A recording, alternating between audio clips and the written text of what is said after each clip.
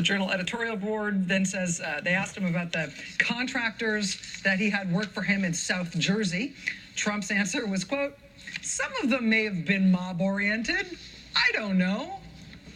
The Journal concludes this editorial, quote, "His see no evil, he had no choice explanation worked for him as a businessman. The question is whether this is adequate for someone who wants to be president." So the conservative Wall Street Journal editorial page, that wasn't an op-ed published, but that was the editorial board, unsigned editorial, 2 years ago, December 2015, raising some serious and some specific questions about Trump and the mafia. December 2015. They just did that one. They didn't go back to that topic. But now, in a new report for Esquire magazine, Sam Tannenhouse reports that the Wall Street Journal actually had a follow-up ready to go.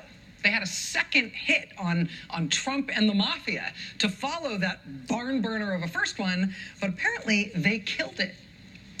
This new report from Sam Tannenhouse describes a staff exodus from the editorial pages of the Wall Street Journal, quote, and the reason, according to several defectors, was the Journal's skidding reversal once the paper's owner, Rupert Murdoch, realized that Trump could win the election.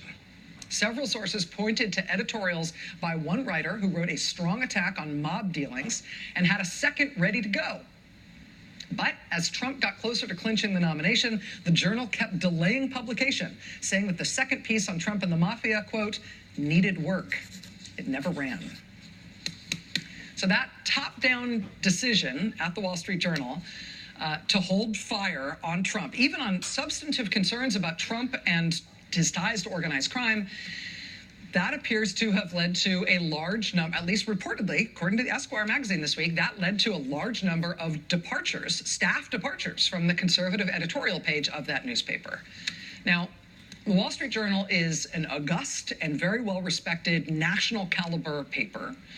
Its editorial page has always been conservative, but its editorial page has recently not just been conservative, it has jumped right into the deepest deep end of the most radical, even desperate defenses of Trump.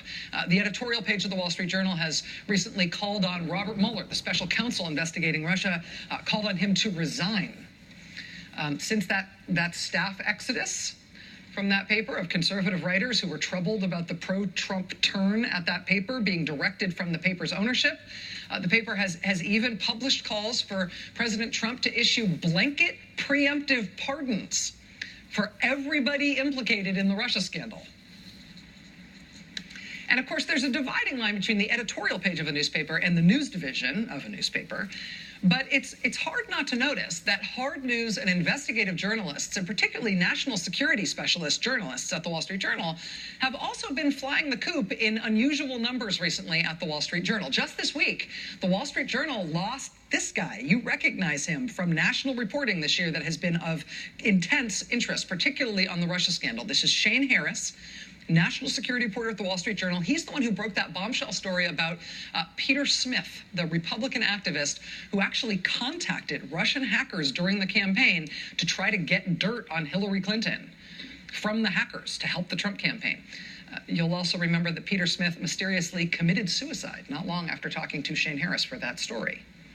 Well, the Wall Street Journal just lost Shane Harris. The Journal this week also lost Paul Sun, who's the one who broke that remarkable story that we covered just weeks ago about Kaspersky Software. That Paul Sun story is how we learned that before Trump National Security Advisor Mike Flynn took money from Kaspersky, his own agency, the Defense Intelligence Agency, had published multiple reports and even a Pentagon-wide warning saying that Kaspersky was a front for Russian intelligence.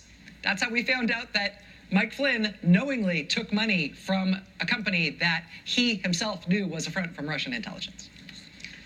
Well, now both Paul Sun and Shane Harris are leaving the Wall Street Journal as of this week. The Journal has also shed Devlin Barrett, who has been a scoop machine on a lot of stories over the years, but in particular on this Trump-Russia scandal.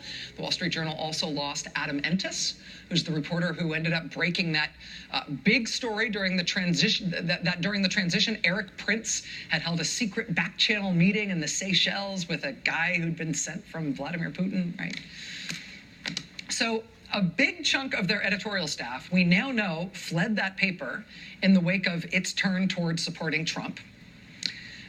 And it may or may not be related, but we are also watching them lose a ton of reporting firepower from the news side. Honestly, now that we know that they spiked a second follow-up editorial piece on Trump and his mafia ties after that really good first one, I'm sort of desperate to know what was in that piece they spiked that they never ran. Most mafia-related stories about the Trump organization and Donald Trump feature some amount of involvement from this man. This was Felix Sater's Trump Organization business card. You see him listed there, senior advisor to Donald Trump. In the year 2000, Felix Sater was one of nearly a dozen people who were arrested in a high-profile mafia stock scam. This is a really big deal at the time. It got a lot of attention at the time because it was a gigantic swindle. They think it was about a $40 million scam. It was a scam that involved a lot of people. The FBI and federal prosecutors made a lot of arrests in this scam, and it ended up involving like every freaking corner of the mafia universe. The indictment in that stock scam, where Felix Sater got indicted, it included people from the Gambino crime family, and the Gravano crime family, and the Genovese crime family, and the Colombo crime family. In addition to all those different Italian mafia figures, it also involved, as the New York Post so subtly put it at the time, it involved the Borscht Boys. So not just the Italian mafia, but the Russian mafia as well. So when Felix Sater was arrested in the year 2000 as part of this Goodfellas and Borscht Boys organized crime roundup around this big $40 million stock scheme, the government's case against him in particular followed a very interesting path. So Sater got arrested along with all of those mobsters in the year 2000. He did end up pleading guilty in conjunction with that case that they brought against all those mobsters. But they treated him in a very different way. After he pled guilty, they did not lock him up. In fact, they didn't even sentence him after his guilty plea for more than 10 years. They arrested him. They secured his cooperation. They got him to plead guilty to something, but then instead of sentencing him for that guilty plea, instead of putting him in prison for that guilty plea, they turned him back out into the wild. They let him to go back into New York City so he could become an informant for the government about organized crime. He did that work for, again, more than 10 years.